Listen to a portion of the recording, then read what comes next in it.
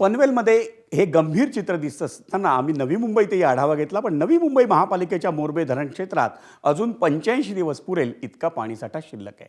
यंदा पाऊस सरासरीपेक्षा कमी असल्यानं खबरदारीची उपाययोजना म्हणून शिल्लक पाणीसाठ्याचा सध्या अंदाज घेण्यात येतोय. नवी मुंबई महापालिकेचे आयुक्त डॉक्टर कैलास शिंदे यांनी स्वतः मोरबे धरणाला भेट देऊन जलसाठ्याची प्रत्यक्ष स्थिती जाणून घेतली. मोरबे धरणात अजून 85 दिवस पुरेल इतका पाणीसाठा शिल्लक आहे. भारतीय हवामान खात्याच्या अंदाजानुसार यंदा पर्जन्यमान नेहमीपेक्षा 6 ते 8% कमी असणार आहे. त्यात पाऊस उशिरा सुरू होणार आहे. ही परिस्थिती लक्षात घेऊन नवी मुंबईकरांनी पाण्याचा जपून वापर करावा असं आवाहन आयुक्त शिंदे यांनी केलंय. तसंच नवी मुंबईतल्या पाणी पुरवठ्यात कपातीबाबतचा निर्णय येत्या काही दिवसात घेण्याचेही संकेत त्यांनी दिलेत. मुंबईच्या मोरबे धरण आपण पाणी पुरवठा होतो.